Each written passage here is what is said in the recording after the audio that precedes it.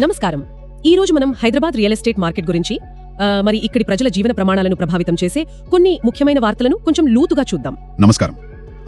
ఈ వార్తలన్నీ మనం ప్రముఖ తెలుగు, ఇంగ్లీష్ పేపర్ల నుంచి సేకరించిన సమాచారం ఆధారంగా విశ్లేషిస్తున్నాం. అవును, ఈ విశ్లేషణ మీకు అందిస్తున్నది కోల్డ్వెల్ బ్యాంకర్ సూత్ర ప్రాపర్టీ, హైదరాబాద్. ఓ గ్రేట్. హైదరాబాద్ పరిసరాల్లో ప్రాపర్టీ, రియల్ ఎస్టేట్ రంగం, అలాగే నివాసయోగ్యతను ప్రభావితం చేసే వార్తలపై మా ఈ క్యూరేటెడ్ విశ్లేషణతో మీరు అప్డేటెడ్ గా ఉండొచ్చు. అయితే ఈ రోజు మన టాపిక్స్ ఏంటి? వరల్డ్ బ్యాంక్ రిపోర్ట్ ఒకటి వచ్చింది ఫ్లడ్ రిస్క్ గురించి, అది చూద్దాం. అవును. ఆ తర్వాత దేవరియంజాల్ ల్యాండ్స్ ఉన్నాయి కదా, వాటి రిజిస్ట్రేషన్లపై హైకోర్టు నోటీసులు, అది కూడా ముఖ్యమే. నిజమే. ఇంకా ఎన్కేపల్లిలో ఒక ల్యాండ్ ఇష్యూ బయటపడింది, అదొకటి. అది కూడా పెద్ద విషయమే. పాజిటివ్ సైడ్ చూస్తే 2 కొత్త గ్లోబల్ కేపబిలిటీ సెంటర్లు అంటే జీసీసీలు వస్తున్నాయి. అది గుడ్ న్యూస్. ఫైనల్ గా హైదరాబాద్ మెట్రో ఫేజ్ 2, దాని గురించి కూడా డిమాండ్ పెరుగుతోంది. సో వీటి ప్రభావం ఎలా ఉంటుందో చూద్దాం. సరే. మరి ముందుగా ప్రపంచ బ్యాంక్ రిపోర్ట్ హైదరాబాద్ లాంటి నగరాలకు కూడా, అంటే నదికి దూరంగా ఉన్నా కూడా వరద ముప్పు పొంచుందని హెచ్చరిస్తోంది. ఇది కొంచెం ఆశ్చర్యంగా లేదా? అంటే చూడటానికి అలా అనిపించొచ్చు, కానీ దీని వెనుక బలమైన కారణాలున్నాయి. ఇప్పుడు నగరాల్లో చూస్తే విపరీతంగా కాంక్రీట్ కట్టడాలు పెరిగిపోయాయి. అవును. ప్లానింగ్ లేకుండా విస్తరణ జరుగుతోంది. డ్రైనేజ్ సిస్టమ్స్ మీద భయంకరమైన ఒత్తిడి పడుతోంది. వర్షపు నీరు భూమిలోకి ఇంకే అవకాశం తగ్గిపోతుంది. అదే అసలు సమస్య. మరి రిపోర్ట్ ప్రకారం 2070 నాటికి మన దేశంలో పట్టణ జనాభా అంటే అర్బన్ పాపులేషన్ 110 కోట్లకు చేరుతుందట. అమ్మా, అంటే దాదాపు 14.4 కోట్ల ఇళ్ల అవసరం ఉంటుంది. ఆ ఇన్ఫ్రాస్ట్రక్చర్ పై ఎంత ప్రెషర్ ఉంటుందో ఊహించండి. నిజమే. దీనివల్ల వరద నష్టం, ఫ్లడ్ డ్యామేజ్ ఏటా 2.59 లక్షల కోట్లకు పెరగొచ్చని అంచనా వేస్తున్నారు. చాలా ఎక్కువ అది. అవును. సో ప్రభుత్వాలు నిజంగా మేల్కోవాలి. డ్రైనేజ్ వ్యవస్థలను వెంటనే మెరుగుపరచాలి. రెయిన్ వాటర్ హార్వెస్టింగ్ లాంటివి సీరియస్ గా చేయాలి. లేకపోతే రియల్ ఎస్టేట్ ప్లానింగ్ లో, ఇన్సూరెన్స్ ప్రీమియంలలో కూడా తేడాలు వస్తాయి. అంటే మనం ఇల్లు కొనేటప్పుడు ఫ్లడ్ జోన్ మ్యాప్స్ కూడా చూడాల్సిన రోజులు వస్తాయన్నమాట. సరే, ఇక నెక్స్ట్ టాపిక్ దేవరియంజాల్ భూముల వివాదం. అక్కడ 18 ఎకరాల ప్లాట్ల రిజిస్ట్రేషన్లు ఆపడంపై హైకోర్టు ప్రభుత్వానికి నోటీసులు ఇచ్చింది. సర్వే నంబర్లు 61U63A అనుకుంటా. అవును, అదే. ఇక్కడ 2 వర్షన్స్ ఉన్నాయి. పిటిషనర్లు ఏమంటున్నారంటే ఇది అర్బన్ ల్యాండ్ సీలింగ్ యాక్ట్, అంటే యుఎల్సీ కిందకి రాదు కాబట్టి రిజిస్ట్రేషన్ ఆపడం కరెక్ట్ కాదు అంటున్నారు. ఓకే. మరి గవర్నమెంట్ ఏమో ఇది సీతారామస్వామి టెంపుల్ కి చెందిన దేవాదాయ భూమి, ప్రొహిబిటెడ్ లిస్ట్ లో ఉంది, రిజిస్టర్ చేయమంటుంది. చూడండి, ఇలాంటి లీగల్ చిక్కులుంటే బయర్స్ లో చాలా కన్ఫ్యూజన్ వస్తుంది. అవును, అనిశ్చితి పెరుగుతుంది. కరెక్ట్. టైటిల్ క్లియర్ గా లేకపోతే ప్రాపర్టీ వాల్యూ కూడా తగ్గుతుంది.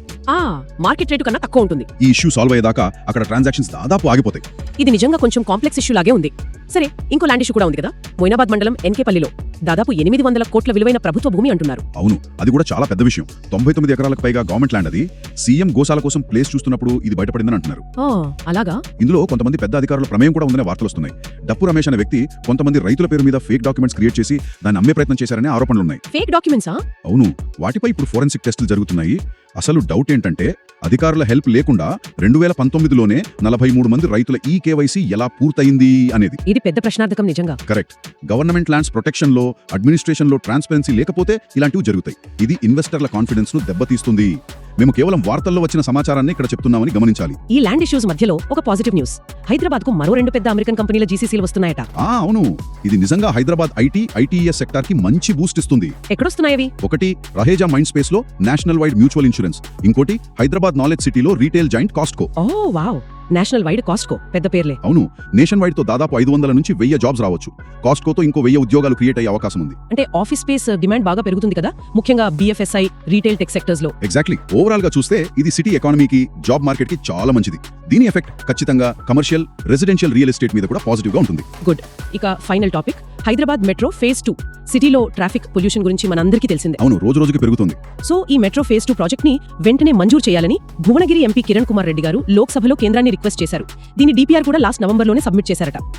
ఫేజ్ 1 సక్సెస్ అయింది కదా, 69 కిలోమీటర్లు, దానికి దాదాపు ₹22,000 కోట్స్ ఖర్చయింది. కానీ ఇప్పుడు సిటీ పెరుగుతున్న స్పీడ్ అది చాలడం లేదు. నిజమే. ఫేజ్ 2 అంటే ఇంకో 76.4 కిలోమీటర్లు చాలా అవసరం ఇప్పుడు. ఇక్కడ ఇంట్రెస్టింగ్ పాయింట్ ఏంటంటే ఆ ఎంపీ గారు మాట్లాడుతూ ఒకప్పుడు ఢిల్లీ తర్వాత మన హైదరాబాద్ మెట్రోనే సెకండ్ లార్జెస్ట్ నెట్వర్క్ అంటే. అవునా? అవును, కానీ ఇప్పుడు 9వ ప్లేస్ కి పడిపోయిందని గుర్తు చేశారు.